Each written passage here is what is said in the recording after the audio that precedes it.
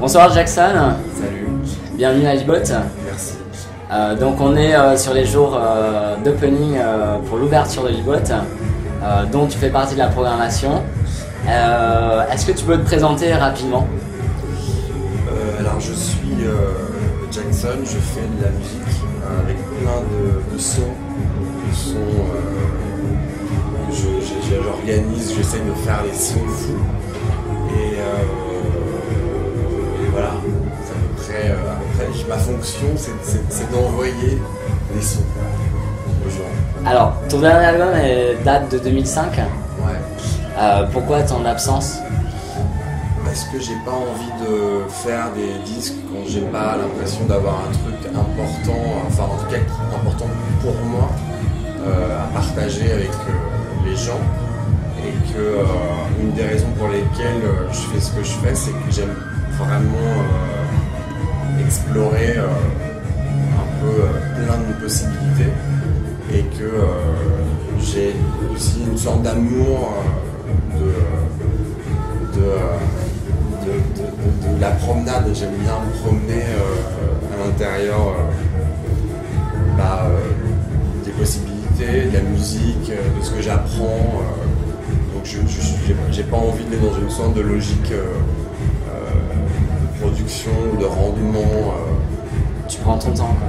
Je prends le temps de vivre, je prends le temps de faire de la musique. Je pense que c'est important d'arriver avec un truc qui pèse à l'intérieur. J'ai pas envie de me sentir obligé de sortir de la musique par rapport aux standards de ce qu'il y a à fournir pour être, je sais même pas d'ailleurs ce qu'on est censé être, mais en tout cas mon enjeu perso c'est de m'amuser, et donc voilà, après le temps qui passe, ouais, mais je pense pas que ce soit si important en fait. Alors, en parlant de sortie, il y a des rumeurs comme quoi tu sors ton album, tu sortirais un nouvel album bientôt. Est-ce que tu peux nous en parler un peu? Il faut que ça reste à l'état de rumeur, mais il y a un disque qui est prévu pour le début de l'année 2012, si on passe ce cap. C'est important, je pense qu'il faut passer ce cap. Et à partir de là, ouais, donc je suis prêt, j'ai un disque, j'ai de la musique à présenter effectivement en 2012. Ouais. Tu as déjà prévu le nom de l'album? Ouais, je l'ai prévu, ouais.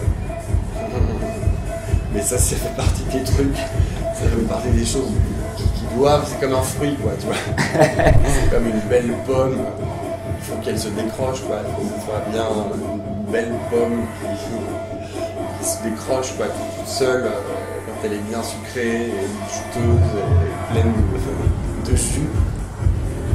Alors sur le deuxième album donc de Justice, on a pu voir une certaine évolution.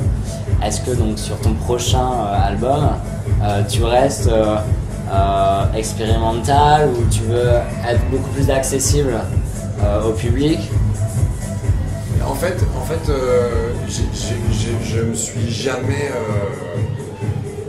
positionné, si tu veux, en tant que mec expérimental. En fait, expérimental, je pense que c'est pas vraiment ce que j'ai pas l'impression de faire de la musique expérimentale. Maintenant, expérimenter pour faire de la musique, c'est quasiment, c'est la même chose. Je peux pas envisager l'idée de faire de la musique en me disant bon allez hop, c'est parti, là on va commencer par faire une rythmique, il faut se perdre. Moi j'ai besoin de me perdre, de me surprendre et de m'amuser. En fait c'est la même chose. Donc et c'est en dehors de notions. En fait, accessible, ça veut tout et rien dire. Mais avoir accès aux autres, de toute façon c'est la quête ultime. Je peux pas, à aucun moment, si tu veux, je me dis que non, là je vais faire tel truc parce que ça me donne accès, ou ça me coupe de temps de personne ou quoi. Non, tu fais ce que t'aimes. Non, mais si tu veux, il y a des priorités, il y a une sorte de, il y a un arbre de priorités, et au cœur de cet arbre, il y a toi, tu fais ton truc, c'est la base. Si t'es pas en train de jouir, c'est pas possible de communiquer aux autres. Et les autres, c'est tout le monde. Il n'y a pas de distinction de non, je fais de la musique expérimentale, donc c'est pour le public expérimental. Mais par contre, je ne peux pas sacrifier mes envies et ce qui m'excite en tant qu'humain. Donc après, ça voyage comme ça peut voyager. Et d'ailleurs, par contre, ce qui est sûr, c'est que ce qui est excitant, c'est de ne pas savoir exactement comment est-ce que tu vois, tout ce que tu fais va être reçu. Et je pense que Justice, à mon avis, leur deuxième disque, ils ne se sont pas posé ces questions. Enfin, je pense pas qu'ils se sont posé ces questions-là. Puisque, enfin bon, en tout cas, je pense que c'est toujours à l'esprit tu vois, genre un mec qui fait un disque, un livre, un film, est toujours en train de se projeter dans comment est-ce que le public va le recevoir. Et c'est ce jeu qui est intéressant. L'artiste sans compromis, pour moi, c'est un mythe. C'est un mythe qui m'intéresse pas vraiment, en fait. J'y crois pas. Je trouve ce qui est beau, c'est justement d'être dans le compromis et de savoir où est-ce qu'il s'arrête et où est-ce qu'il commence par rapport à toi, ce que tu as comme envie. Et c'est ça que tu as envie de partager avec les gens. Alors, justement, comment tu vois l'évolution de la scène électronique ? Bah, en fait, déjà, l'évolution de la scène électronique, je pense qu'elle va évoluer en ne se considérant plus comme une musique électronique, puisque en fait, il y a presque plus d'électronique dans la fabrication d'un disque de Johnny Hallyday que dans un maxi de Derrick May, clairement. Donc la musique électronique, après, en fait, ça peut être vécu tu vois, de plein de manières différentes.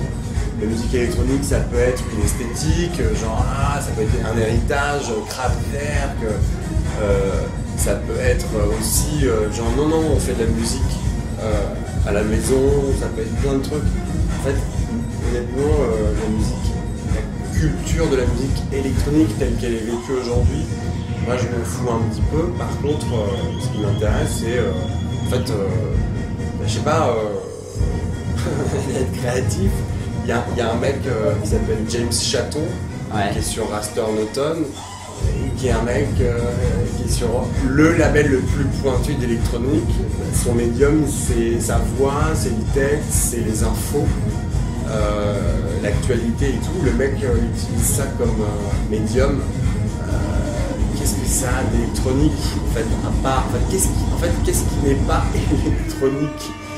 Mais en tout cas, en fait, je pense que de toute façon ce débat est déjà un petit peu mort, et je pense que c'est une bonne chose. Je trouve ça pas mal. Regarde, on entend une corde de brume. Là, on entend une corde de brume. Très breton. Est-ce que c'est électronique, une corde de brume sur un dance floor? Alors, c'est un match de foot, mais c'est une corde de brume. C'est tout mélangé, quoi. La chasse, le clubbing, le football et le débit de boisson.